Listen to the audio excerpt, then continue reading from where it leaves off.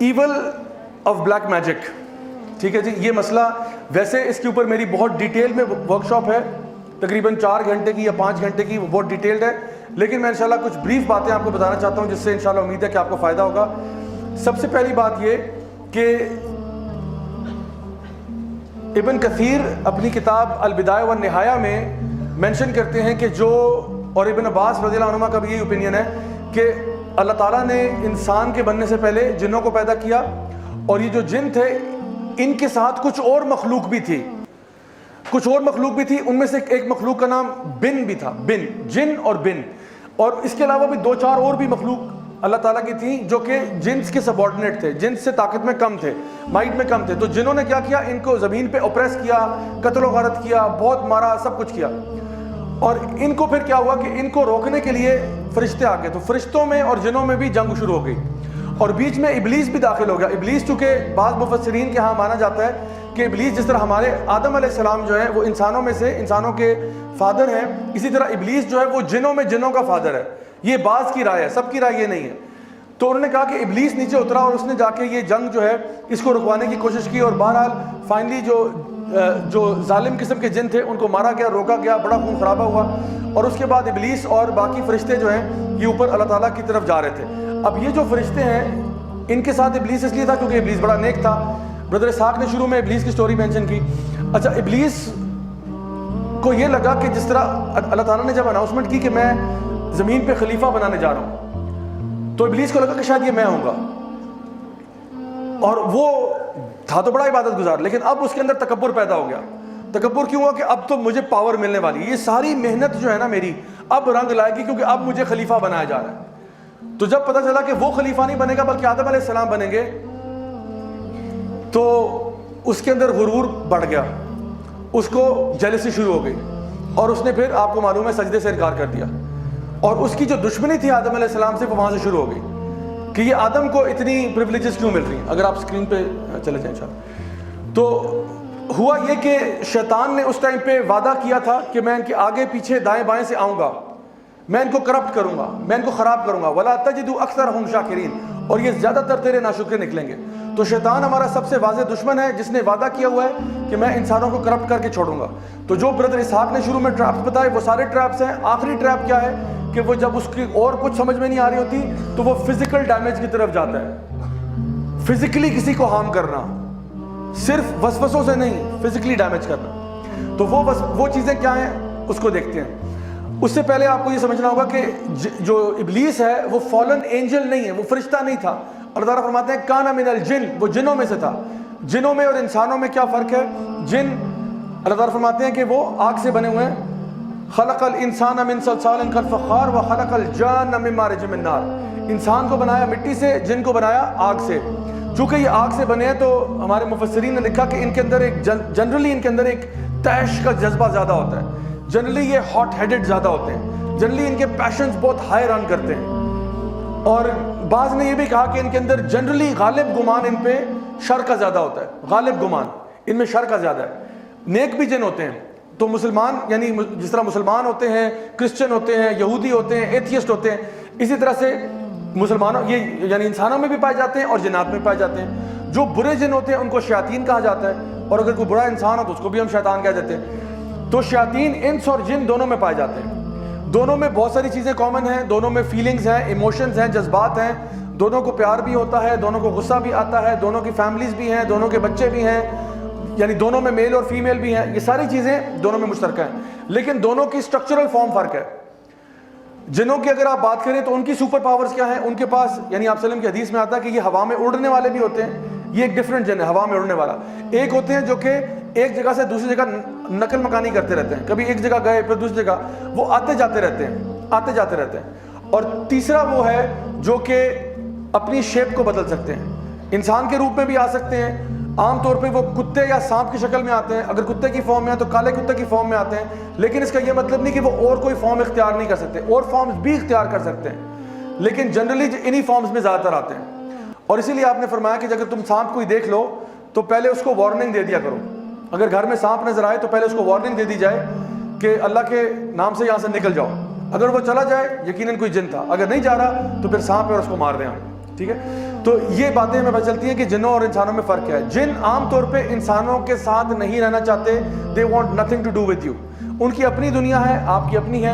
اللہ تعالیٰ فرماتے ہیں یہ تمہیں وہاں سے دیکھ سکتے ہیں جہاں سے تم ان کو نہیں دیکھ سکتے. تو یہ انویزیبل ہے, ہم ان کو نظر آ رہے ہیں. یہ ہماری زبانیں سیکھتے ہیں, ہمیں ان کی زبانوں کا پتہ ہی کچھ نہیں. ان کی عمریں بھی ہم سے بہت زیادہ ہوتی ہیں. ہم تو 70 80 90 100 سال کے لیے ہیں, یہ ہنڈریڈز آف ایئرس کے لیے زندہ رہتے ہیں. ان کی فیملیز بھی ہم سے بہت بڑی ہوتی ہیں. ہمارے 3 4 5 بچے ہو جائیں گے, ان کے 60 70 80 90 بھی ہو جاتے ہیں. سوچیں ان کی بیویوں کا کیا ہوتا ہوگا. کیا سوچتے ہو کہ بھائی اتنے بچے کیسے پالوں. یہ تو 10 فٹ بال ٹیمز ہیں, لیکن بہرحال وہ جو ہے نا مینج کرتے ہیں. تو ان کی تعداد نفری بہت زیادہ ہوتی ہے. لیکن ساری پاورز ہونے کے باوجود ان کے ساتھ ایک مسئلہ یہ ہے کہ ان کی انٹیلیجنس بہت زیادہ نہیں ہے. ان کے اندر طاقت بھی بہت زیادہ ہے. یہ بہت ہیوی آبجیکٹس کو لفٹ کر سکتے ہیں.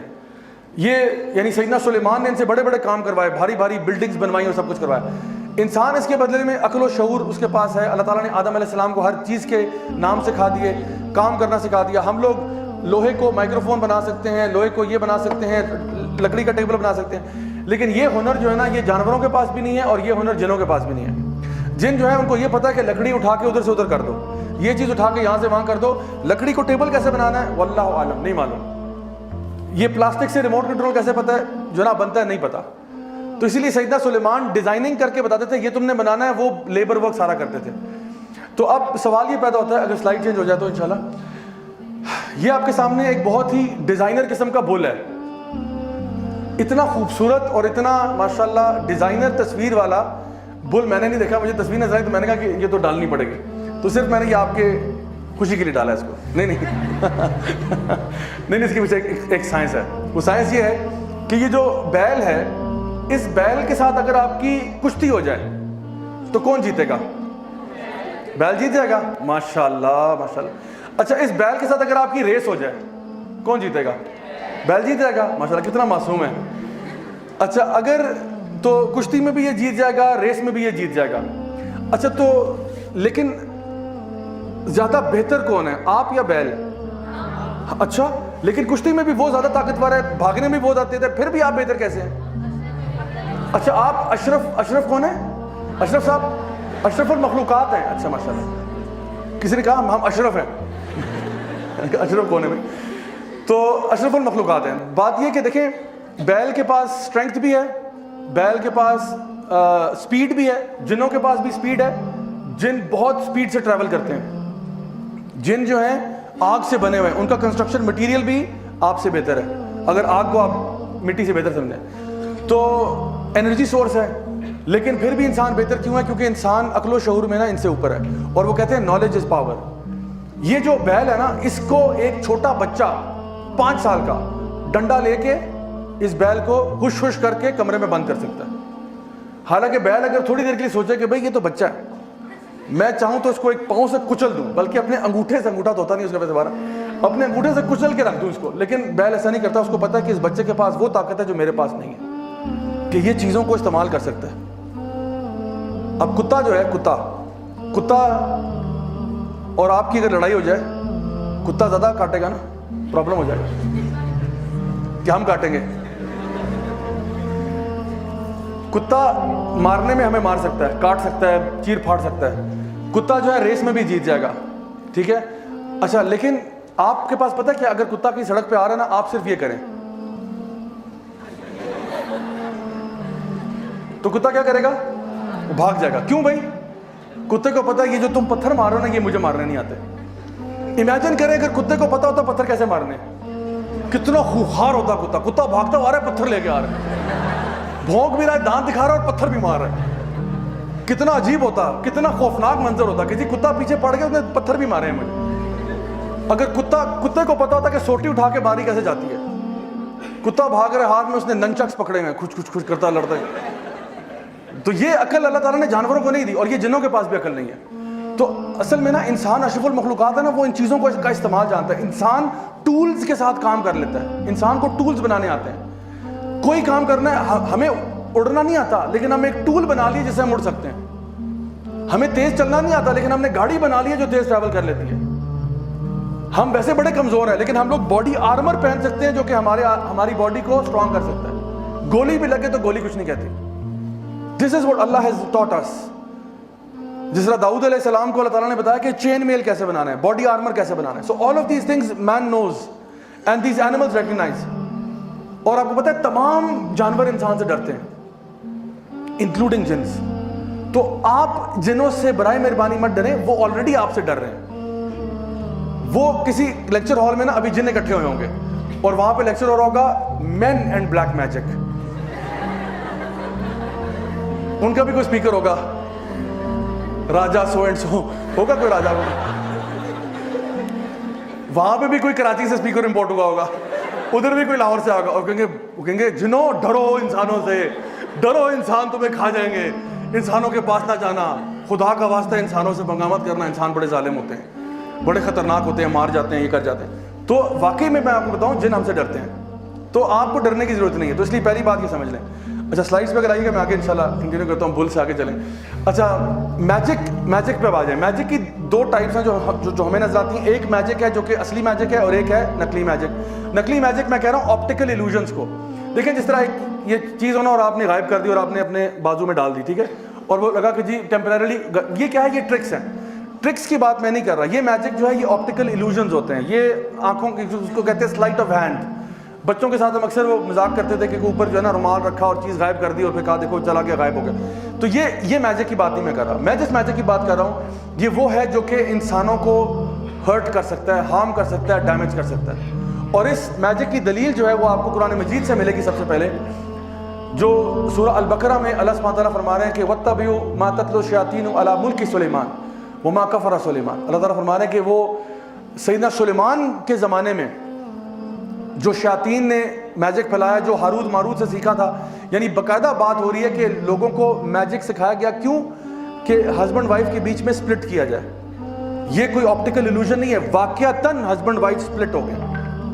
یہ میجک کا ایک اثر ہے, ہسبینڈ وائف کو سپریٹ کرنا.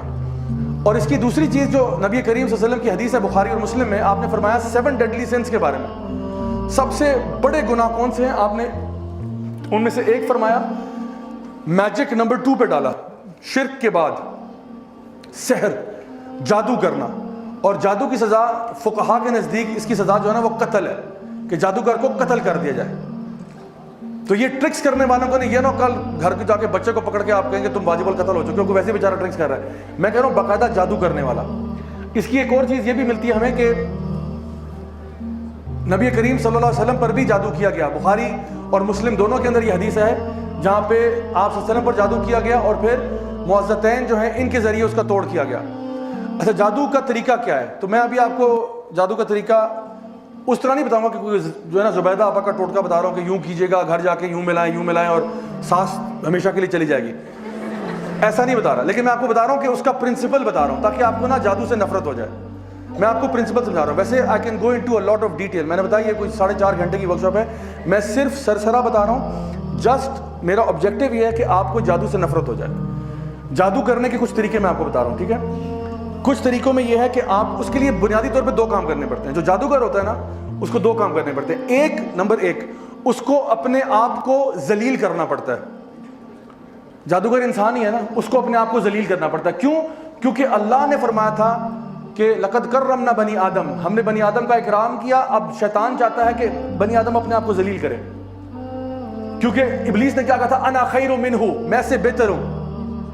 تو تم اب ذلیل کرو اپنے آپ کو. تو ابلیس شیطان آپ کو ذلیل کروائے گا. ذلیل کیسے کرائے گا ابھی بتاتا ہوں. دوسری چیز آپ جو ایز اے جادوگر جو کرنا ہوگا آپ کو اللہ تعالیٰ کے دین کی توہین کرنی ہوگی. 2 کام کرنے ہوں گے. اپنے آپ کو ذلیل کرو, اللہ کے دین کی توہین کرو. تمہاری توہین سے ویسے ہوتا کچھ بھی نہیں ہے, یعنی اللہ کا دین ایسے نہیں کہ تمہاری پھوکوں سے بجھ جائے گا, لیکن کوشش کرتے ہیں وہ اللہ تعالیٰ کے دین کی بے حرمتی کرنے کی. ایک مثال سے بات سمجھ میں آ جائے گی.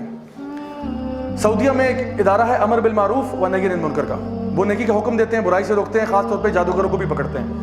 انہوں نے ایک جادوگر کو پکڑا جو اپنے گھر میں, اپنے اپارٹمنٹ میں پچھلے 1 مہینے سے اپنے باتھ ٹب میں قضائے حاجت کر رہا تھا. باتھ ٹب کے اندر بلاک لگا کے اس میں جو ہے نا قضائے حاجت کر رہا ہے. نمبر 1 نمبر 2 دونوں اسی میں. اور جب وہ پکڑا گیا تو وہ 1 مہینے کے بعد جو کچھ گند اکٹھا ہوا تھا اس میں برہنہ حالت میں, ننگی حالت میں لیٹا ہوا تھا اور قرآن کی آیات کی تلاوت کر رہا تھا. اس ایک عمل سے دو کام ہو رہے ہیں. اپنے آپ کو وہ ذلیل کر رہا ہے فلتھ میں ڈال کے. انسان ہے نا نجاست میں لیٹا ہوا ہے. لقد کرمنا بنی آدم لقد خلقنا الانسان فی احسن تقویم ثم رددناہ اسفل سافلین.